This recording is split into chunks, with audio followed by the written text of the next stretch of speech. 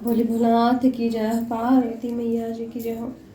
क्षति का योग अग्नि से अपने शरीर को भस्म कर देना। दर्शकों का हाहाकार। शिव पार्षदों का प्राण त्याग और दक्ष पर आक्रमण, रिपुओं द्वारा उनका भगाया जाना और देवताओं की चिंता। बोले भोलानाथ की जय, पार्वती मैया की जय। पिछले अध्याय में हमने पढ़ा था कि जब माता सती के पिता दक्ष ने महायज्ञ का आयोजन किया तो उधर उन्होंने भोलानाथ जी को और माता सती को नहीं बुलाया, क्योंकि दक्ष को बहुत ज़्यादा अहंकार हो गया था। उस समय माता सती ने भोलानाथ से कहा कि मैं यज्ञ में जाना चाहती हूँ और वहाँ पर ये जानना चाहती हूँ कि मेरे पति भोलानाथ का अपमान क्यों किया गया है। जब वे वहाँ पर पहुँची तो उसके पश्चात वे क्या देखती है कि भगवान विष्णु और ब्रह्मा जी का, सभी देवताओं का जो यज्ञ का भाग है वो रखा गया है, परंतु भोलानाथ जी का भाग जो है वो नहीं रखा गया है। माता सती बहुत ही क्रोधित हुई और बहुत ही दुख हुआ उनको। तब दक्ष जी उनसे कहते हैं कि जो माता सती के पिताश्री हैं कि भोलेनाथ पूजा के योग्य नहीं है और तुम अगर आ ही गई हो तो अपना जो दहेज है, अपना जो भाग है वो लेकर चली जाओ। यहाँ रहना चाहती हो तो यहाँ रहो। इस पर माता सती बहुत क्रोधित होती हैं और दक्ष को, अपने पिता को भला बुरा कहती हैं। उसके पश्चात क्या होता है आइए जानते हैं। ब्रह्मा जी कहते हैं नारद जी से कथा सुनाते हुए, मौन हुई सती देवी अपने पति का सादर समन करके सावचित हो सहसा उत्तर दिशा में भूमि पर बैठ गई, क्योंकि उन्होंने अब ठान लिया था कि वे अपने शरीर को त्याग देंगी। इस शरीर जिसमें उन्होंने भोलानाथ की बात नहीं मानी और वो यहाँ पर चली आई और इस शरीर के सामने उनके पिता ने उनका अपमान कर दिया। भोलेनाथ उनके पतिदेव का अपमान कर दिया। अब उन्होंने सोच लिया कि वे इस शरीर में भोलेनाथ के समक्ष नहीं जाएंगी और इसका त्याग कर देंगी। मौन हुई सती देवी अपने पति का सादर समर्पण करके सावचित हो सहसा उत्तर दिशा में भूमि पर बैठ गई। उन्हें विधिपूर्वक जल का चमन करके वस्त्र ओढ़ लिया और पवित्र भाव से आंखें मूंद कर पति का चिंतन करती हुई योग मार्ग में स्थित हो गई। उन्होंने आसन को स्थिर कर प्राणायाम द्वारा प्राण अपान को एक रूप करके नाभि चक्र में स्थित कर दिया।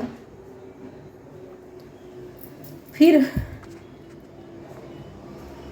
उदान वायु को बलपूर्वक नाभि चक्र से ऊपर उठाकर बुद्धि के साथ हृदय में स्थापित कर लिया। तत्पश्चात शंकर की प्राण बलवा आनंदिता सती उस हृदय स्थित वायु को कंठमार्ग से भ्रुकुटियों के बीच में ले आई। उस प्रकार दक्ष पर कुपित हो सहसा अपने शरीर को त्यागने की इच्छा से माता ने अपने संपूर्ण अंगों में योग मार्ग के अनुसार वायु और अग्नि धारण की।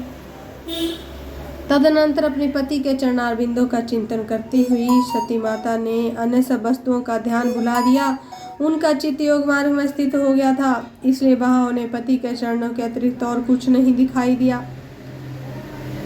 मुनि श्रेष्ठ सती का निष्पाप शरीर तत्काल गिरा और उनकी इच्छा के अनुसार योगाग्नि से जलकर उसी क्षण भस्म हो गया। बोलिए माता सती की जय हो।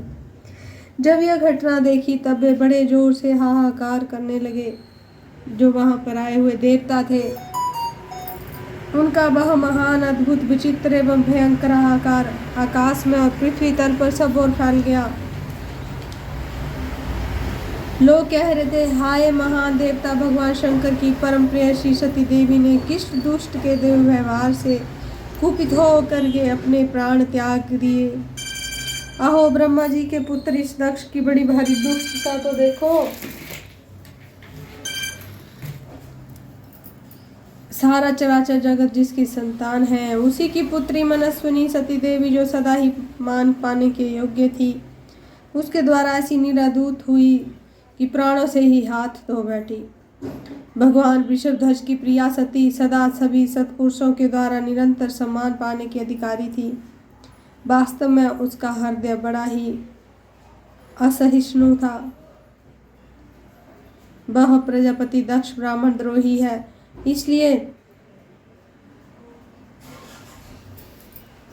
सारे संसार में उसे महान अपयश प्राप्त होगा। उसकी अपनी ही पुत्री उसी के अपराध से जब प्राण त्याग करने को उद्यत हो गई, तब भी उस महानर्क भोगी शंकर द्रोही ने उसे रोका तक नहीं। जिस समय सब देख रहे थे और लोग ऐसा कह रहे थे, उसी समय शिव जी के पास सती का यह अद्भुत प्राण त्याग देख तुरंत ही क्रोधपूर्वक अस्त्र शस्त्र से दक्ष को मारने के लिए उठ खड़े हुए। यज्ञ मंडप के द्वार पर खड़े हुए वे भगवान शंकर के समस्त 60,000 पार्षद, जो बड़ी भारी बलवान थे, अत्यंत रोष से भर गए और कहा, हमें धिक्कार है। ऐसा कहते हुए भगवान शंकर के गणों के बेशबी वीर युद्धपति बारंबार उच्च स्वर से हाहाकार करने लगे। देव से कितने ही पार्षद तो वहां शोक से ऐसे व्याकुल हो गए कि वे अत्यंत तीखे प्राणनाशक शास्त्रों द्वारा अपने ही मस्तक और मुख आदि अंगों पर आघात करने लगे। इस प्रकार 20,000 पार्षद उस समय दक्ष कन्या सती के साथ नष्ट हो गए। वह एक अद्भुत सी बात हुई। नष्ट होने से बचे हुए महात्मा शंकर के वे प्रमथगण क्रोधयुक्त दक्ष को मारने के लिए हथियार लेकर उठ खड़े हुए। मुने उन आक्रमणकारी पार्षदों का वेग देखकर भगवान भृगु ने यज्ञ में विघ्न डालने वालों का नाश करने के लिए नियत अपहता असुरा रक्षासी वेदिशित इस यजु मंत्र से दक्षिणाग्नि में आहुति दी। भृगु की आहुति देते ही यज्ञ कुंड से रिभु नामक सहस्त्रों महादेवता, जो बड़े प्रबल वीर थे, वहां प्रकट हो गए। मुनीश्वर उन सबके हाथ में जलती हुई लकड़ियां थी। उनके साथ प्रमथ गणों का अत्यंत विकट युद्ध हुआ, जो सुनने वालों के भी रोंगटे खड़े कर देने वाला था। उन ब्रह्मतेज से संपन्न महावीर रिभुओं की सब ओर से बार पड़ी, जिससे प्रमथगण बिना अधिक प्रयास के ही भाग खड़े हुए। इस प्रकार उन देवताओं ने उन शिव गणों को तुरंत मार भगाया। यह अद्भुत सी घटना भगवान शिव की महाशक्तिमती इच्छा से ही हुई। वह सब देखकर ऋषि, इंद्रादि देवता, मरुदगण, विश्वदेव, अश्विनी कुमार और लोकपाल चुप ही रहे। कोई सब ओर से आकर भगवान विष्णु से प्रार्थना करते थे कि किसी तरह ये विघ्न टल जाए। वे उद्विग्न हो बारंबार विघ्न निवारण के लिए आपस में सलाह करने लगे। प्रमथगणों के नाश होने और भगाए जाने से भावी परिणाम होने वाला था, उसका भली भांति विचार करके उत्तम बुद्धि वाले श्री विष्णु आदि देवता अत्यंत उद्विग्न हो उठे थे। मुने, इस प्रकार दुरात्मा शंकर द्रोही महाबंधु ब्राह्मण बंधु दक्ष के यज्ञ में उस समय बड़ा भारी विघ्न उपस्थित हो गया। वास्तव में यह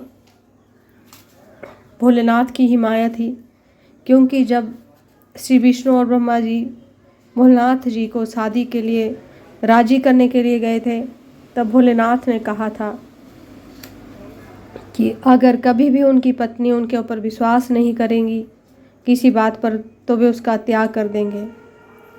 वास्तव में भोलेनाथ जी ने माता सती का त्याग पहले ही कर दिया था। यह सब भोलेनाथ की माया से ही हो रहा था। जब श्री राम लक्ष्मण के साथ वन में श्री राम भगवान लक्ष्मण के साथ वन में माता सीता को ढूंढ रहे थे, इधर उधर सीते सीते चिल्ला रहे थे, तब भगवान विष्णु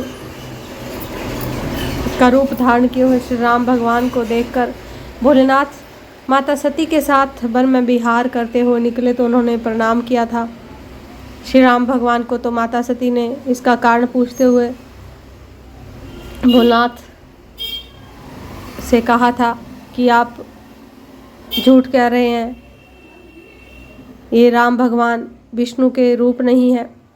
तब माता सती ने माता सीता का रूप धारण करके राम भगवान के पास गई थी। तो राम ने जो विष्णु भगवान के अवतार हैं, उन्होंने माता सती के पैर छुए और कहा, माते आप अकेले यहाँ क्यों आई हो जंगल में, और भोलेनाथ जी कहाँ हैं। उस समय भोलेनाथ ने माता सती का त्याग मन से कर दिया था, और यह भोलेनाथ की ही माया थी। दूसरी ओर दक्ष को बहुत ज़्यादा घमंड हो गया था। उनका घमंड को चूर करने के लिए, तोड़ने के लिए भोलेनाथ ने भी यह माया रच ली थी, साथ में माता सती का जो उन्होंने मन से त्याग किया था। वो माता सती भांप गई थी। यह भोलानाथ की ही लीला थी और नीति थी, जो इस प्रकार माता सती ने अपने शरीर को त्याग दिया।